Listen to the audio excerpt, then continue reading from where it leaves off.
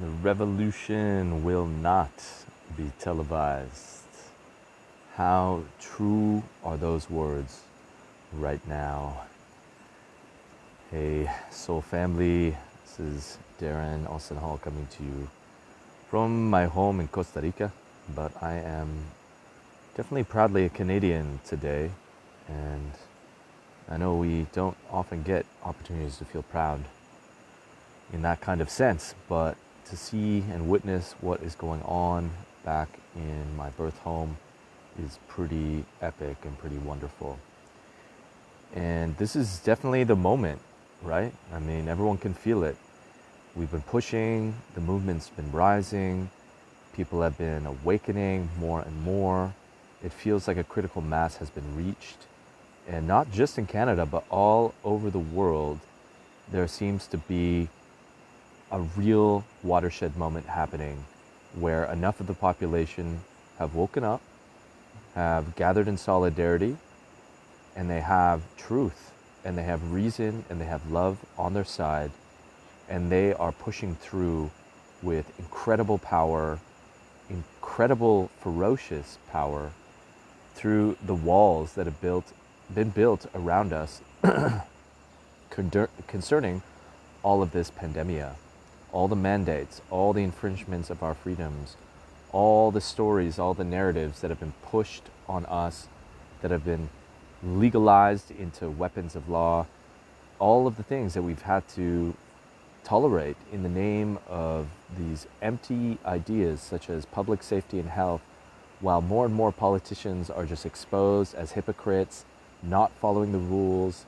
You look at someone like Boris Johnson, the UK Prime Minister. I mean, he had to basically reverse all of their mandates because they were partying like every week while he was telling all of the UK to basically be in lockdown and do the good thing for the public good. And there is just a litany of stories of politicians who do that. And to me, that is one of the most damning evidences that this whole pandemic is bullshit, that it's all being used to exploit us, to exploit our naivety and our good intentions, to usher in some kind of strange World Economic Forum sanctioned new form of capitalism. Who knows? The devastation of small businesses is definitely a part and a start of that. But anyways, I digress. This is for the truckers. I definitely want to take a moment to just honor these courageous folks who come from many different cultural backgrounds. Do not let the media is so hapless at this point. The best they can do is pretty much ignore that this is happening, or they just like throw out their usual cacophony of just increasingly empty threats, like it's some like white supremacist Anglo-Saxon far right. I mean, we've all heard this for so long. We've witnessed people of many different races behind these movements. It's just laughable at this point that that's like all they're left with. And the organizers of this whole convoy have made official statements like denouncing some of these fringe groups. Yes, there's fringe groups a part of it. There's fringe groups all over the world, a part of every political movement, whether you think it's the most moral superior movement or not. There's always going to be fringe groups. Like how silly are we that we're all of a sudden just going to throw out an entire movement because there's like a small fraction of minority of idiotic followers. So just I don't want to spend any more attention on that. That's just ridiculous. Just look at, the truckers and like the cultural backgrounds they're coming from, who's donating. Anyways, ridiculous. But what I really want to highlight is I said hashtag heroic truckers for this talk, and I really want to define that. I don't want that to seem like some like empty exaggeration, but here's what is heroic about these truckers. The majority of them, the startling majority of them, I think about 85%, are vaccinated. They are vaccinated. They are not anti-vaxxers. This is not a movement of people who are against the vaccine. What they are opposed to is the vaccine mandates that have devastated civil society, that have destroyed people's lives, that have created a mental health crisis, that are destroying the lives of our fucking children. And that is heroic because they've been able to stand dynamically, wisely, in the middle and to actually illuminate a middle path where we can stay unified amidst this crazy divisiveness that our governments and our medias are trying to gaslight us with. I mean, it's appalling to watch our own prime minister. My God, what a just fool at this point.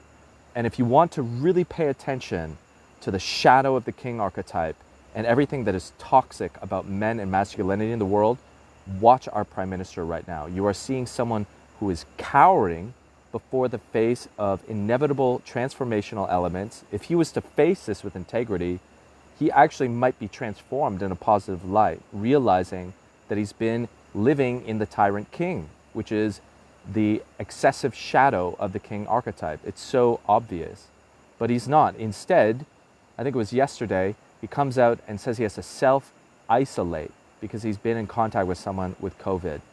So as we see in archetypal work, it's the pendulum swing. When you're in the shadow, you move from excess to deficiency. So we're seeing this tyrant king who just days before was trying to make this grand appeal to Canadians that this movement is just a bunch of fringe people who don't speak for all of Canadians. Yeah, right. The largest convoy that's ever happened in history. It's 60 miles long. It's raised more than $5 million. It's just some fringe thing. I mean, it's so amazing actually to watch this because we are the news now. They have no power over our consciousness. It's so amazing to see all of these elements playing out right now.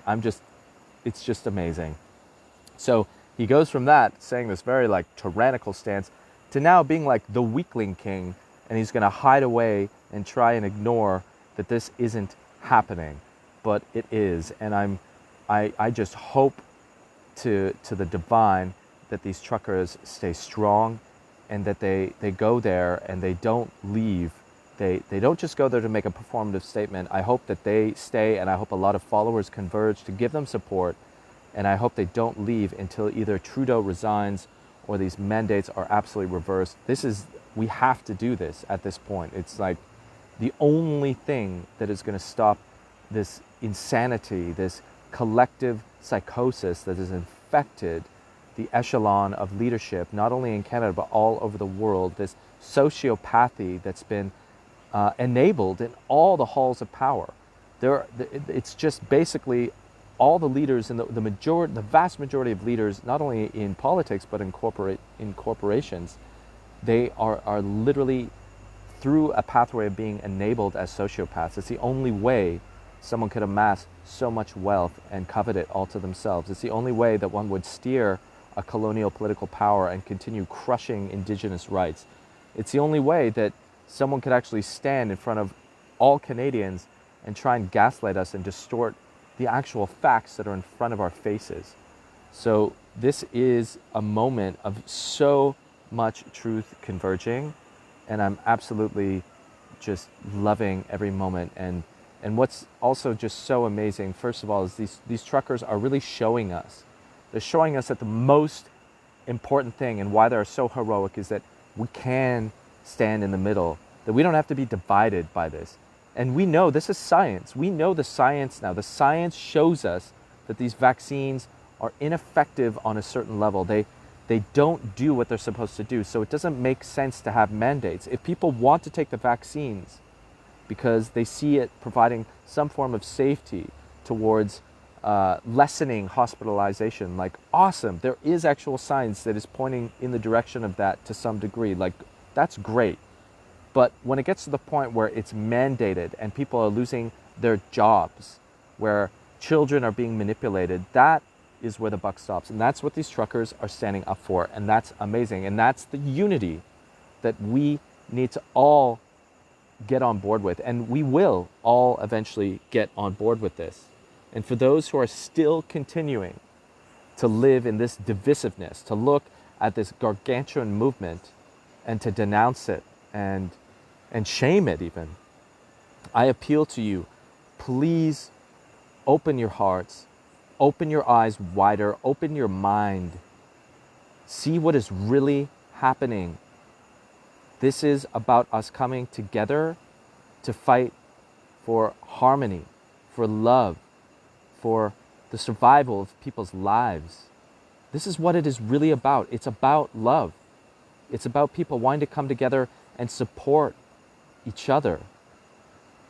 And you've been misled. You've been misled by the media, by our governments, and I feel for you. The propaganda machines that they are using are incredibly dense, multi-dynamic, and powerful. And I get it. A lot of us have been manipulated, especially with fear. Fear is the mind killer. And the fear is so strong right now. So, don't feel bad about it. But I know more and more that, hey Kai, that you are waking up and that the power of truth is on our side. So please, we're all brothers, sisters, humans. We gotta forge solidarity like never before.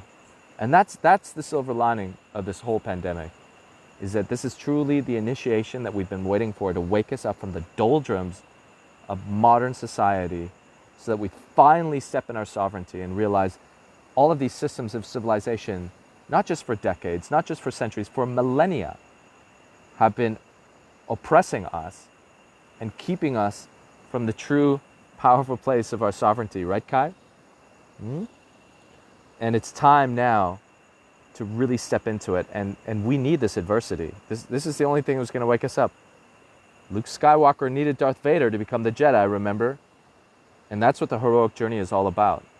The hero eventually meets their match, and they use that to galvanize themselves to come into whole new self-actualization of power that they would never have been able to come into without this adversity. So we thank this adversity. We are grateful for these tyrants and for these politicians. We thank you for waking us up. And now it's our turn to come into our full power, and there is nothing that will stop us now from recreating and giving birth together to co-creating a new culture of understanding, peace, and love. And we've really got to realize that this isn't just about stopping the pandemic and the mandates.